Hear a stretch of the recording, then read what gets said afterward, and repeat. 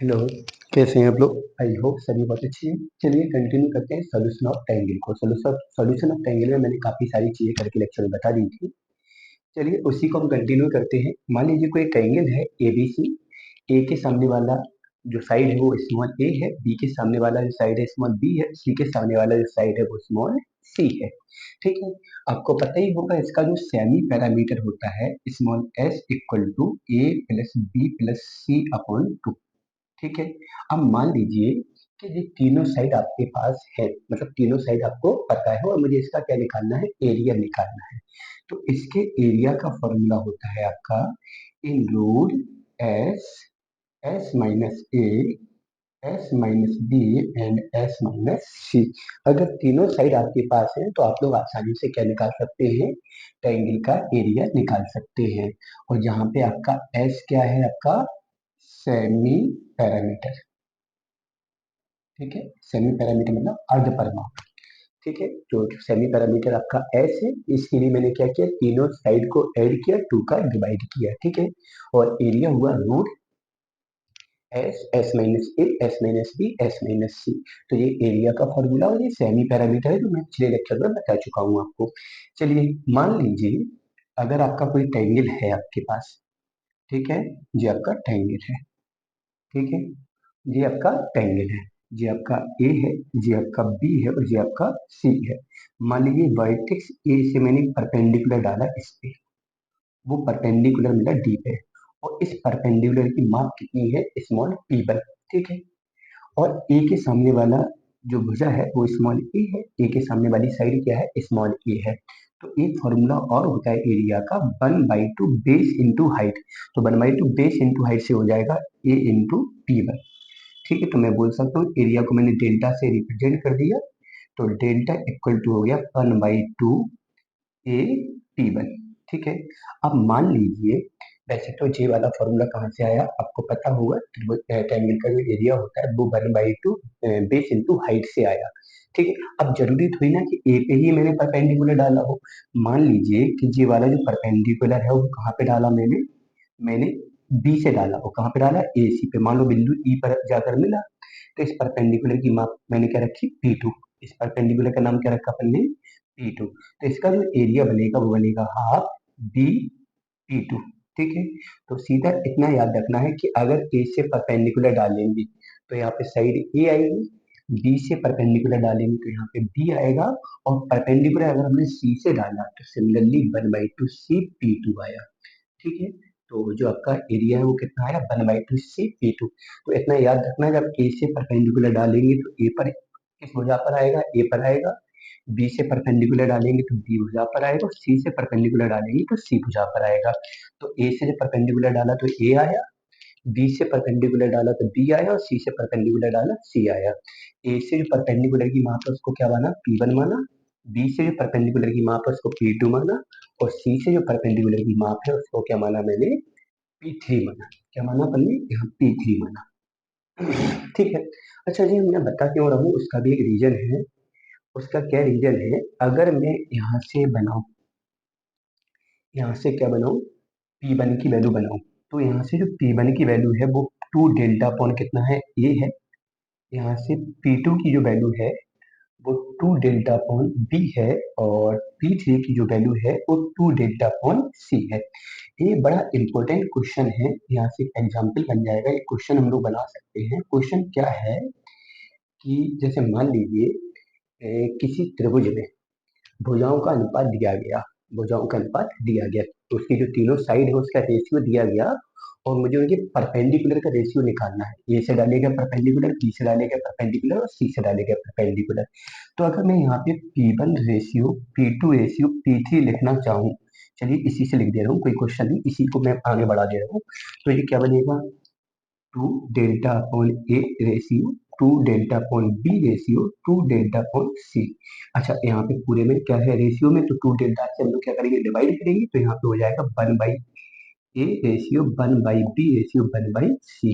तो मैं कह सकता हूँ कि जो किसका लंब का अनुपात है वो भुजाओं के अनुपात का क्या होगा, विक्रम हो जाएगा।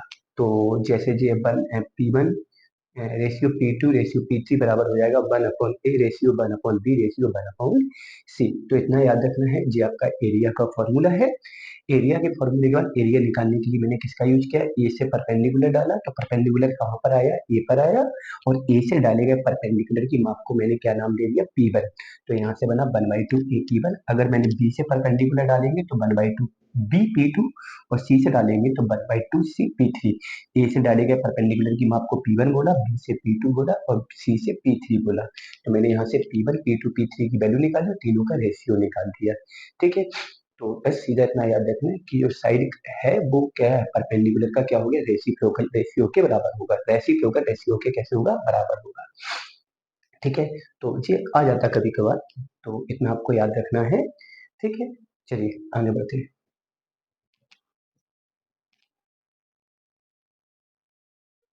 चलिए आगे बढ़ते हैं। क्या है कि एक ही आधार में दो ट्रायंगल बनाए, मैंने मान लिया कोई आधार है ए बी, इसमें एक ट्रायंगल बनाया मैंने, क्या, ए बी सी। ठीक है, और दूसरा ट्रायंगल मैंने यहाँ बना दिया, ये आपका गया डी पे। ठीक है, और इसको भी यहाँ मिला दिया। तो देखो, अगर देखा जाए इन triangle A B C and triangle A B D, दोनों में बेस समान है। बेस कैसा है, कॉमन है। दोनों का बेस कैसा है, कॉमन है। देखो, इस वाले ट्रायंगल में बात करें और चाहे इस वाले ट्रायंगल में बात करें, जो बेस है वो आपका कैसा है, कॉमन है।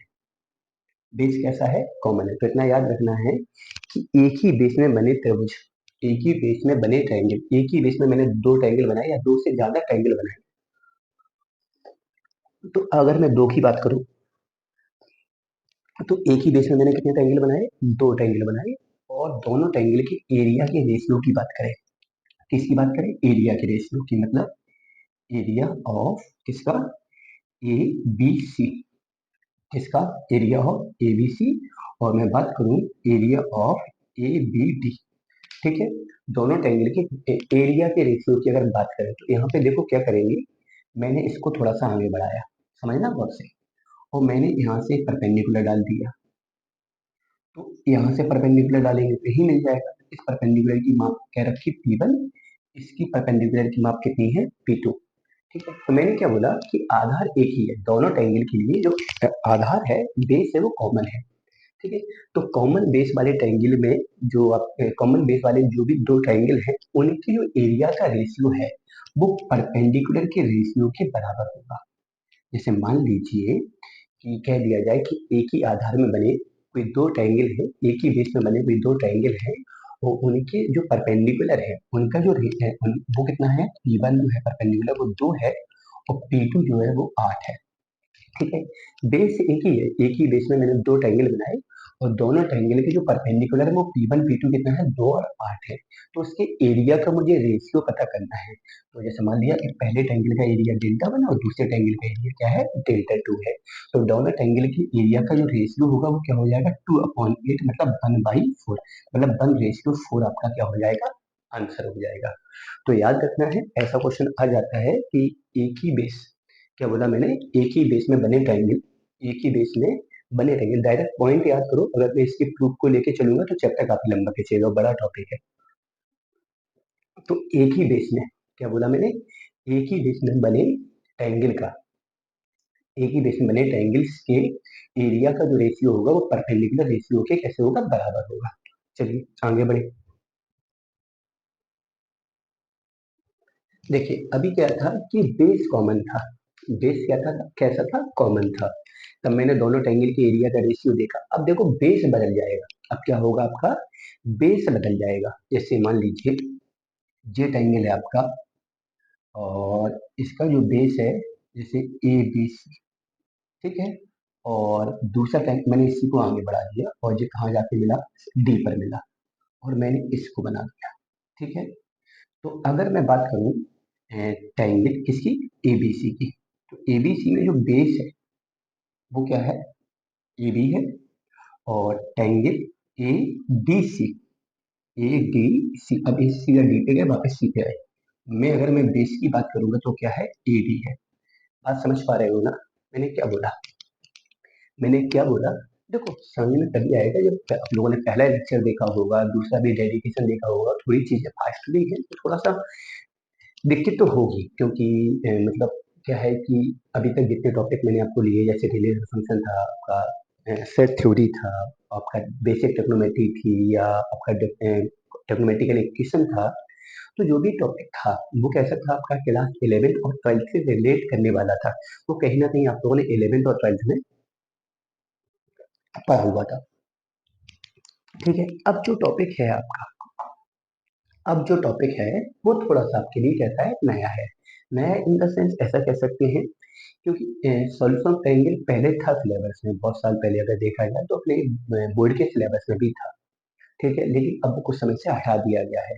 अब आप लोग कोई तैयारी वगैरह करेंगे, जैसे पीएनडीए वाला है, या सीयूटी में भी है, या फिर कोई और भी अदर एग्जाम के लिए तैयारी करोगे आप लोग, तो वहाँ पे सॉल्यूशन ऑफ ट्रायंगल आपको पढ़ना पड़ेगा।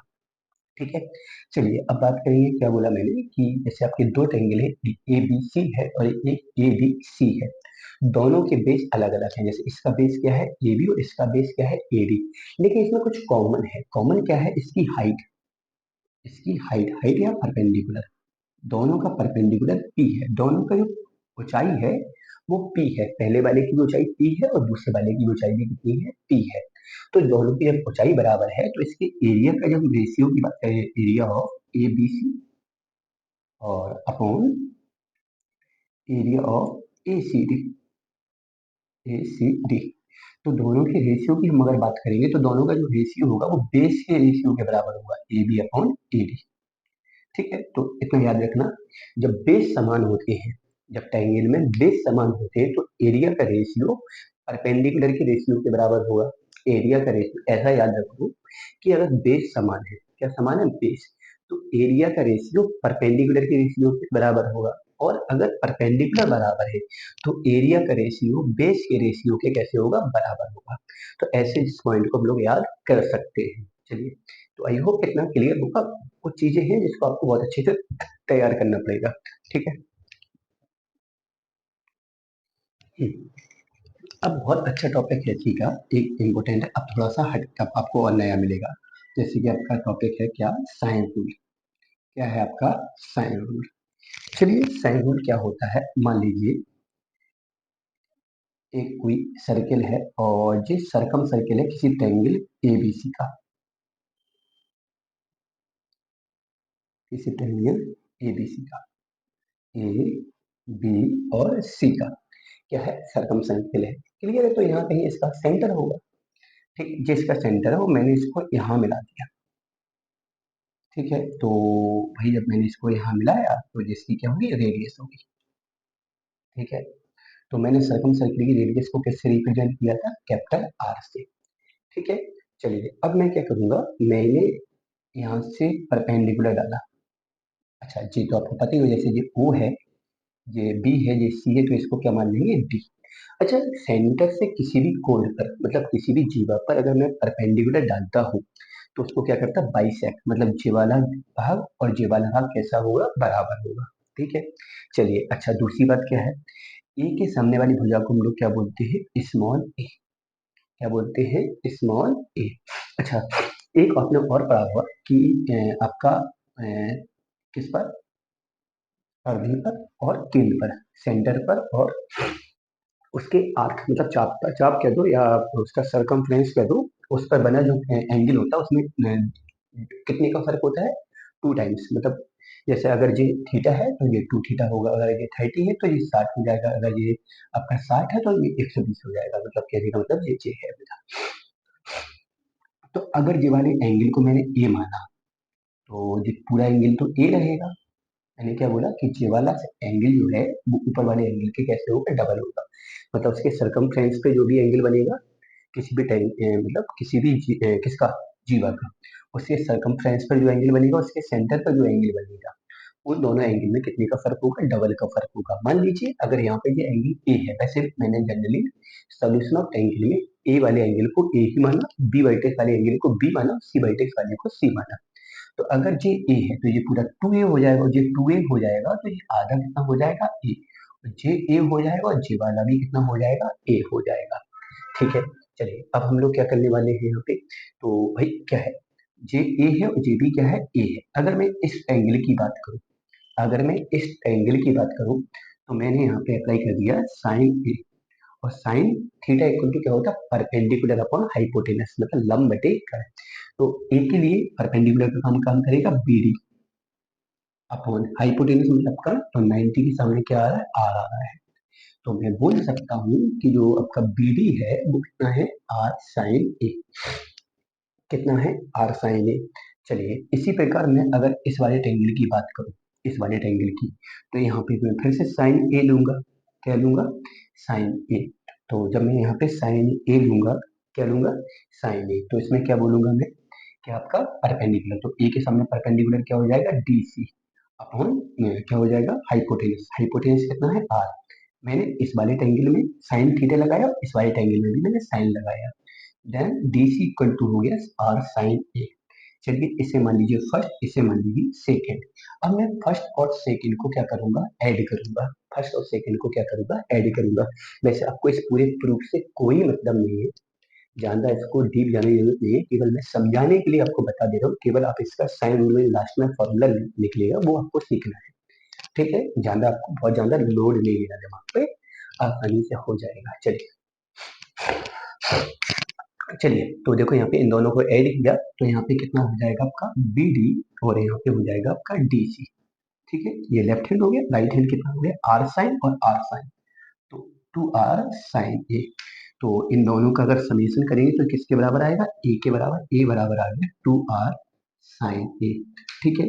तो मैं बोल सकता हूँ टू आर बराबर ए अपॉन साइन ए, ठीक है। इसे मान लीजिए आपको आंसर थर्ड, ठीक है। तो अभी मैंने क्या किया, जो कुछ भी किया वो मैंने डीसी साइड को लेके किया, ठीक। अगर यही चीज मैं क्या करूं, ऐसा बना दूं, इसको यहाँ मिला दूं, तो जे बी आर है और जे बी आर, यही चीज मैं यहाँ पे अप्लाई कर दूं, तो यही चीज मैं यहाँ पे जिस प्रकार से मैंने जे वाला ट्रायंगल लिया, ऐसे जे वाला ले सकता हूँ, ऐसे मैं जे वाला ट्रायंगल ले सकता हूँ। मतलब तीन ट्रायंगल बताए हैं ओ के respect, O A C, O B C, O A B, O A B. तो ओ के रिस्पेक्ट जो तीन ट्रायंगल बने हैं, तीनों में से किसी का भी यूज कर सकते हैं। तो अगर मैं इसका यूज करूंगा तो इसके लिए कुछ अलग बनेगा, इसके लिए टू आर बराबर बनेगा आपका बी अपॉन साइन बी, इसे मान लीजिए फोर्थ। और ऐसी अगर मैं इसकी बात करूंगा तो टू आर बराबर बनेगा सी अपॉन साइन सी, ठीक है। चलिए अच्छा, ये हो गया आपका फिफ्थ नंबर का, ठीक है। तो this equal to this, this equal to this, this equal to this, इन तीनों में लेफ्ट हैंड आपका कैसा है, बराबर है। तो इन तीनों को भी मैं बराबर करूंगा, तो क्या हो जाएगा, ए अपॉन साइन ए बराबर बी अपॉन साइन बी बराबर सी अपॉन साइन सी, ए अपॉन साइन ए बराबर बी अपॉन साइन बी बराबर सी अपॉन साइन सी। और इसको बराबर में किसके कर सकता हूँ, टू आर, किसके, टू आर। और टू आर क्या है आपका, आर क्या है आपका, जो सरकम सर्किल है उसकी रेडियस है, तो रेडियस का डबल हो गया। तो किसी भी साइड और उसके करस्पॉन्डिंग एंगल का जो रेशियो होगा वो सरकम सर्किल की रेडियस का कैसा होगा, डबल होगा। इससे ऐसा भी बोल सकते हैं। अच्छा, ये क्लियर है कि नहीं। तो साइन रूल क्या कहता है, कोई भी साइड उसके करस्पॉन्डिंग एंगल, दूसरी साइड उसके करस्पॉन्डिंग एंगल, तीसरी साइड उसके करस्पॉन्डिंग एंगल के रेशियो कैसे होंगे, बराबर होंगे। और वो सारे के सारे जो रेशियो होंगे वो किसका, सरकम रेडियस का कैसा होगा, डबल होगा। सरकम रेडियस का कैसा होगा, डबल होगा। तो इतना आप लोगों को तैयार करना है, ठीक है। चलिए अच्छा, कुछ बुक्स ऐसी भी हैं उसको सीधा भी ऐसे कह देते हैं। अगर आपको इतना सब नहीं करना है, केवल आपको फॉर्मूला इतना अप्लाई करना है। और ये वाला फॉर्मूला भी कैसे अप्लाई होगा इसको भी समझ लो। मान लो एग्जाम्पल के तौर पर कोई ए साइड आपकी 3 है, एंगल ए 30 है, एंगल बी कितना है आप लोगों के पास, मान लो आपका 60 है, ठीक है। और कह दिया जाए साइड बी फाइंड आउट करना है, ठीक है। तो जैसे मैंने कहा a upon sine a equal to b upon sine b equal to c upon sine c equal to two r. तो जरूरी नहीं कि पूरा फॉर्मूला एक साथ यूज हो। जैसे अगर मुझे नीड इन दोनों की है तो मैं इन दोनों को यूज कर सकता हूँ। मान लो नीड मुझे इन दोनों की है तो मैं इन दोनों को एक साथ यूज कर सकता हूँ। और नीड हमें पहले की और तीसरे की है तो मैं पहले और तीसरे को भी यूज कर सकता हूँ। तो जैसे कि यहाँ पर है ए दिया गया, एंगल ए दिया गया, एंगल बी दिया गया और साइड बी निकालना है। तो यहाँ पे मैं साइन रूल का अप्लाई करूंगा, क्या लिखूंगा, a upon sine a equal to b upon sine b. A कितना है, 3 है, साइन ए साइन 30 मतलब 1/2, बी कितना है, पता नहीं। और साइन बी कितना है अपने पास, साइन बी की यदि मैं बात करूँ तो साइन बी कितना है अपने पास 60, तो कितना हो जाएगा √3/2। ये 2 से 2 कैंसिल हो जाएगा, ये यहाँ आ जाएगा तो बी इक्वल टू आ जाएगा 3√3, बी इक्वल टू आ जाएगा 3√3। तो इस प्रकार से साइन रूल, तो ये इतना भागा इतना भी पोर्शन हम यूज कर सकते हैं, क्योंकि मुझे यहाँ पे ए और बी से मतलब था, क्योंकि ए और बी दोनों एंगल थे, उसमें से ए के करस्पॉन्डिंग भुजा आपके पास थी, साइड आपके पास थी, बी अपन को पता करना था। तो ऐसा क्वेश्चन आ जाता है कि इन angle a B c, question में क्या होगा इन एंगल ए बी सी, जहाँ पे साइड ए 3 है, एंगल ए 30 है, एंगल बी 60 है और साइड बी अपन को फाइंड आउट करना होता है। तो इस प्रकार से क्वेश्चन आएगा तो आप इतना सा साइन रूल यूज करके इसको सॉल्व कर सकते हैं। तो साइन रूल का यूज ऐसे करना है, ठीक है। तो मैंने आपको समझा दिया इस पूरे फॉर्मूले के डेरिवेशन के चक्कर में मैंने आपको इतना सब बताया है। वैसे आपको इतना याद रखना है कि साइन रूल में क्या होता है, a upon sine a equal to b upon sine b equal to c upon sine c. और जो इन तीनों का जो रेशियो होता है, ए ए के करस्पॉन्डिंग एंगल का साइन, बी बी के करस्पॉन्डिंग एंगल का साइन, सी सी के करस्पॉन्डिंग एंगल का साइन जो होता है, वो सर्कम रेडियस किसका, सर्कम रेडियस के डबल के इक्वल होता है, 2 टाइम्स होता है, सर्कम रेडियस का 2 टाइम्स मतलब दोगुने के बराबर होता है, ठीक है। इससे का क्वेश्चन और बन जाता है, जैसे मान लीजिए वो कह दे कि जो आपका एंगल ए है वो 30 है, एंगल बी है वो आपका 60 है और एंगल सी है वो आपका 90 है। तो कह दे कि भुजाओं का अनुपात निकालो। ये भी बड़ा फेमस क्वेश्चन है कि अगर आपको एंगल दे दिए जाए, उनकी भुजाओं का अनुपात पूछ लिया जाए। किसका अनुपात पूछ लिया जाए, भुजाओं का अनुपात। तो देखो कैसे करेंगे, जब अपने पास क्या हो तीनों एंगल हो भुजाओं का अनुपात, तो इतना याद रखना इन तीनों के हिसाब से जो भुजाओं का अनुपात बनेगा वो उन एंगल के साइन के ratio, sine a ratio sine b ratio sine c के बराबर होगा। तो साइन 30 की वैल्यू 1/2, साइन 60 की वैल्यू √3/2 और साइन 90 की वैल्यू 1, 2 का मल्टीपल करो तो 1√3 और 2, ये आपका आंसर आ जाएगा। तो मैंने क्या बोला कि कोई भी 3 एंगल है और आपको साइड का रेशियो निकालना है, तो इस प्रकार से साइड का हम लोग रेशियो निकाल सकते हैं। बड़ा फेमस क्वेश्चन है ये वाला भी क्वेश्चन काफी आ चुका है, मतलब इस टाइप का, ये नहीं कि मैंने जो बोल दिया वही आने वाला है। मेरे बोलने का मतलब इतना है कि जिस टाइप का मैं क्वेश्चन आपको बता रहा हूँ उस टाइप का क्वेश्चन आपको एग्जाम में मिल सकता है, ठीक है। अच्छा, तो ये तो हो गया साइन रूल, ठीक है। इतना डेरिवेशन अगर आपको तैयार नहीं भी करना है तो कोई दिक्कत की बात नहीं है, आप लोग इसको मतलब सीधा फॉर्मूले भी याद कर सकते हैं, क्योंकि अपन को फॉर्मूला ही यूज करना है, ठीक है। चलिए इसके बाद कुछ बुक्स ऐसी हैं, उसको ऐसे भी रिप्रेजेंट किया है उन्होंने, ये आपका एग्जाम्पल था। उन्होंने बोल रखा है कि ट्रायंगल की जो साइड होती है वो अपन के करस्पॉन्डिंग एंगल साइन का प्रोपोर्शनल होता है, और जो बी प्रोपोर्शनल होगा वो किसके होगा, साइन बी के होगा, और सी प्रोपोर्शनल होगा वो किसके होगा, साइन सी के होगा। एक साइन रूल को डिस्क्राइब करने का ये तरीका भी है और एक तरीका आपका और है, ऊपर दिख रहा है ना, हाँ आ रहा है। चलिए, मुझे लग रहा था कि सर वीडियो में कट हो रहा हो, तो ए प्रोपोर्शनल है साइन ए का। मैंने क्या बोला कि प्रत्येक भुजा, मतलब ए की बात करें तो ए अपने करस्पॉन्डिंग एंगल, ए के करस्पॉन्डिंग एंगल क्या है, ए ए के करस्पॉन्डिंग एंगल क्या है कैपिटल, अपने करस्पॉन्डिंग एंगल की साइन, करस्पॉन्डिंग एंगल का साइन का प्रोपोर्शनल बी, तो इसको मैंने बी माना, बी के करस्पॉन्डिंग क्या है बी, तो साइन बी का प्रोपोर्शनल सी, साइन सी का प्रोपोर्शनल होगा। आप लोगों ने पढ़ा होगा कि प्रोपोर्शनल के लिए मैं क्या करता हूँ, कांस्टेंट लगा देता हूँ, तो बी इक्वल टू के साइन बी और सी इक्वल टू कितना, के साइन सी। तो यहाँ पे के इक्वल टू हो जाएगा ए अपॉन साइन ए, और यहाँ से k equal to b upon sine b, और यहाँ पे k equal to c upon sine c. चलिए, अब इन तीनों के रेशियो में क्या है, के है, इन तीनों के रेशियो में क्या है, के है। जब इन तीनों के रेशियो में के है तो मैं ऐसा भी बोल सकता हूँ ए अपॉन साइन ए बराबर बी अपॉन साइन बी बराबर सी अपॉन साइन सी। तो ये आपका पूरा वही साइन रूल आ गया जो मैंने आपको यहाँ पे बताया था, ठीक है। तो ऐसा भी बोला जा सकता है कि जो आपकी साइड है वो अपने करस्पॉन्डिंग एंगल के साइन, करस्पॉन्डिंग एंगल के साइन, करस्पॉन्डिंग एंगल जैसे ए के करस्पॉन्डिंग ए, बी के करस्पॉन्डिंग बी और सी के करस्पॉन्डिंग सी। तो करस्पॉन्डिंग एंगल का जो साइन होगा, साइन मतलब साइन थीटा, तो साइन होता है मैथमेटिकल फंक्शन, उसका प्रोपोर्शनल होगा बी प्रोपोर्शनल साइन बी, सी प्रोपोर्शनल साइन सी। प्रोपोर्शनल हटाने के लिए मैंने कांस्टेंट का यूज किया, जिससे मैंने के की वैल्यू निकाली, जैसे कि यहाँ पे आर निकाला तो ऐसे यहाँ पे के निकाला और तीनों को मैंने बराबर कर दिया।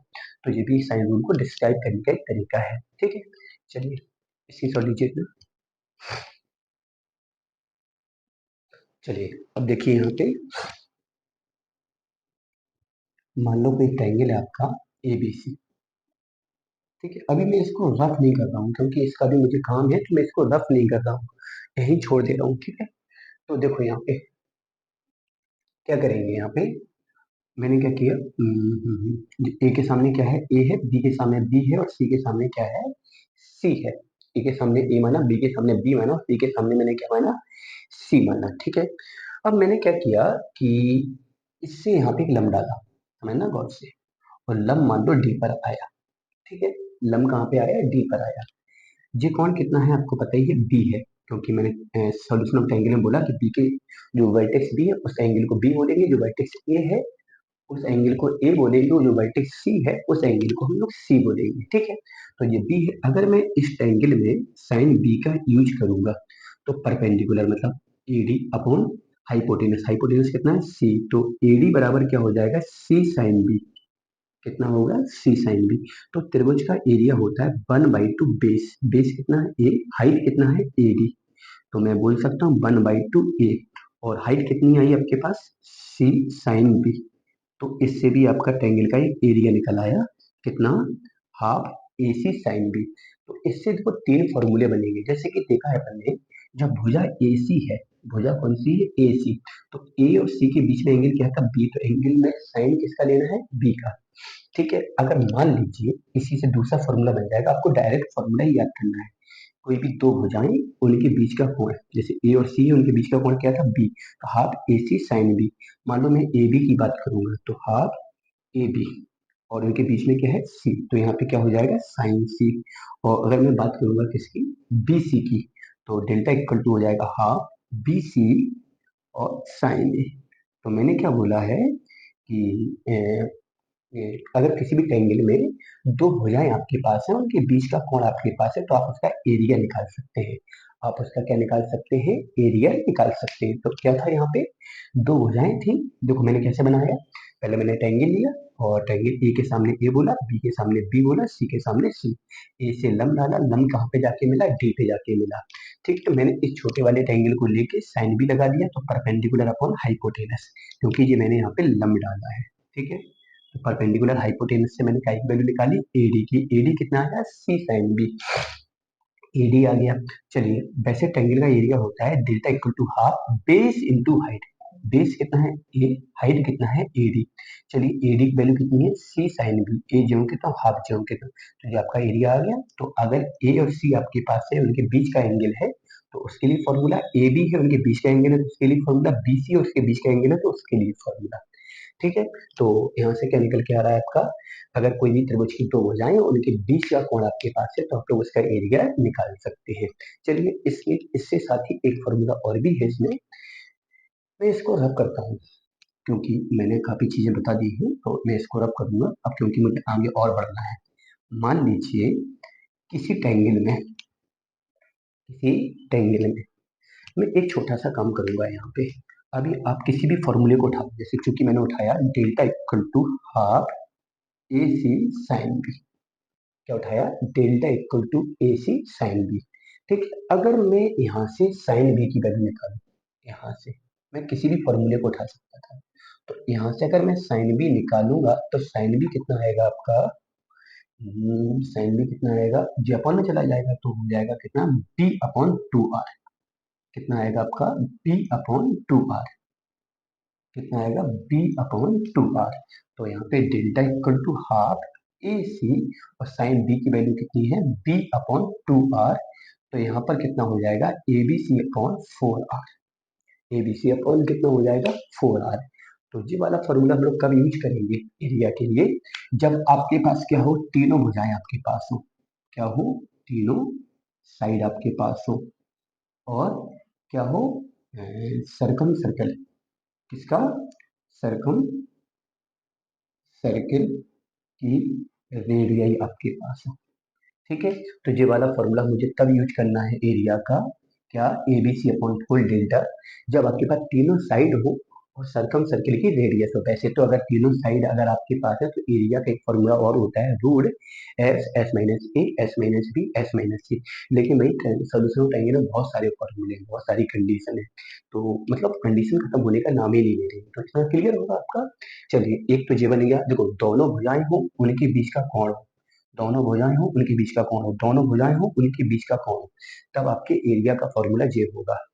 ठीक है, तीनों भुजाएं हो, सरकम सर्किल की रेडियस हो, तब एरिया का फॉर्मूला ये होगा। अब थोड़ा और समझो, इस डेल्टा का एक फॉर्मूला और होगा। कैसे? अगर मैं यहाँ से ए की वैल्यू निकालूं तो 2r साइन ए आएगा।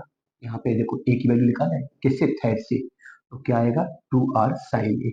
थोड़ा समझो यहाँ पे, इसी वाले फॉर्मूले को मैंने आगे बढ़ाया, तो यहाँ से किसकी वैल्यू निकाली, ए की, यहाँ से अगर बी निकालोगे तो 2r साइन बी, और यहाँ से सी की 2r साइन सी। चलिए अपॉन, अपॉन में कितना है 4r। चलिए 2 2 जा 4, तो ये 4 खत्म हो गया और एक r खत्म हो गया, तो यहाँ 2 बचा, और r का r के साथ प्रोडक्ट r स्क्वायर है, साइन ए है, साइन बी है और साइन सी है। तो ये आपके डेल्टा का फॉर्मूला है का, जब तीनों एंगल हो और सरकम सर्किल की रेडियस हो। तो बेटा बहुत सारे फॉर्मूले हो गए आपके, किसके लिए, क्या निकालने के लिए, डेल्टा निकालने के लिए। तो आई थिंक एरिया सफिशिएंट हो चुका है, काफी ज्यादा हो चुका है, इतने में आपका काम चल सकता है। चलिए आगे बढ़ते हैं, इतना आप लोग स्क्रीनशॉट ले लीजिए। और मुझे लगता है थोड़ा सा ज्यादा हो गया एरिया पे डिस्कशन, लेकिन चलिए ठीक है, मुझे लगता है सही भी है इतना डिस्कशन। ठीक है, चलिए आगे बढ़ते हैं। चलिए देखो तीन प्रोजेक्शन फॉर्मूले हैं, एक है आपका स्मॉल ए बराबर कितना है, ए बी सी, हाँ तो क्या हो जाएगा,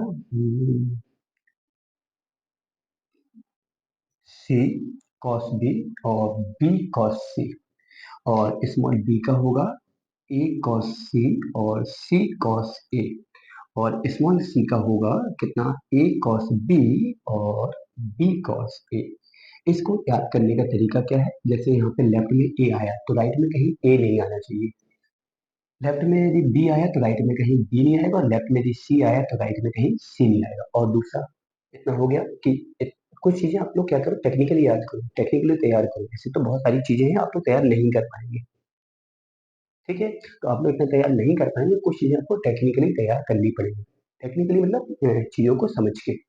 ठीक है, अच्छा जैसे लेफ्ट में ए है तो राइट में ए नहीं आना चाहिए, लेफ्ट में बी है तो राइट में बी नहीं आएगा, लेफ्ट में सी है तो राइट में सी नहीं आएगा।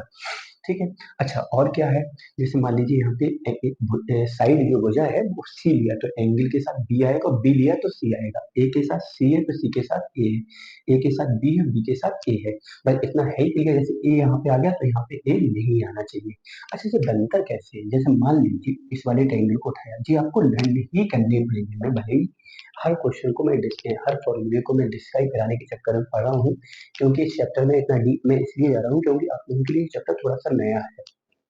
ठीक है, तो मैं चीजों को थोड़ा सा और ज्यादा गहराई में जाके बता रहा हूँ, और कोई दूसरा रीजन नहीं है। मैंने इस वाले ट्रायंगल को उठाया और मैंने यहाँ पे ले लिया कॉस बी। कॉस बी क्या होगा, बेस अपॉन हाइपोटेनस, बेस कितना है बी डी, हाइपोटेनस कितना है सी, तो यहाँ पे B D equal to, B D equal to, B D नहीं बोला मैंने, बी डी बोला है, सी कॉस बी फर्स्ट, और मैंने अगर कॉस सी यूज किया तो इस वाले ट्रायंगल की मैंने बात की, तो मैंने कॉस सी इक्वल टू क्या हो जाएगा आपका, बेस मतलब D C upon hypotenuse, hypotenuse कितना है बी है, तो यहाँ से कितना आ जाएगा डी सी बराबर बी कॉस बी, कॉस सी। ठीक है, इसको मान लिया सेकंड, और फर्स्ट और सेकंड को मैंने ऐड किया, बी डी और डी सी को जब मैंने ऐड किया तो स्मॉल ए के बराबर है, यहाँ पे कितना है आपका सी कॉस बी, और यहाँ पे बी कॉस सी। ठीक है, ये आपका क्लियर होगा। तो ये पहला वाला फॉर्मूला है, इसी प्रकार जब लंब यहाँ पे डालेंगे परपेंडिकुलर, दूसरा प्रूफ हो जाएगा, और सी से परपेंडिकुलर डालेंगे तो तीसरा वाला प्रूफ हो जाएगा। तो मुझे लगता है कि ये क्लियर होगा। मैंने क्या बोला, आपको केवल इतना लर्न करना है, आपको इतने से ही काम चल जाएगा। इस पर भी बहुत सारे क्वेश्चन बन जाते हैं, जैसे इस पे एक बड़ा फेमस क्वेश्चन है। क्वेश्चन क्या है, जिसमें उन्होंने कहा ए प्लस बी, एक example they, A plus B cos C, B plus C cos A, और यहाँ पे सी प्लस ए कॉस बी की वैल्यू निकालना है। तो क्या करूँ, प्रोडक्ट किसका, ए कॉस सी और बी कॉस सी, यहाँ पे बी कॉस ए और सी कॉस ए, ऐसे यहाँ पे प्रोडक्ट सी कॉस बी और ए कॉस बी। ठीक है, तो क्या करोगे, देखो ए कॉस सी और सी कॉस ए को मैं बोलूंगा स्मॉल बी। इस वाले फॉर्मूले से, ये क्वेश्चन था, इसकी वैल्यू मुझे निकालनी थी। मैंने तीनों मतलब कॉस सी का, कॉस ए का, कॉस बी का अंदर प्रोडक्ट किया। इसके बाद बी कॉस सी और सी कॉस बी की वैल्यू होती है स्मॉल बी, और बी कॉस ए और ए कॉस बी की वैल्यू कितनी होती है स्मॉल बी। तो इसका ऑप्शन क्या सही हो जाएगा, ए प्लस बी प्लस सी, ए प्लस बी प्लस सी। तो इस प्रकार का क्वेश्चन आ जाता है आपका। तो आई थिंक आज के लिए सफिशिएंट हो चुका है। ठीक है, मिलते हैं नेक्स्ट लेक्चर में, और आप लोग ना तैयार करिए, कल का भी लेक्चर देखिए जिनका नहीं देखा है, और आज के लेक्चर को भी देखिए। ठीक।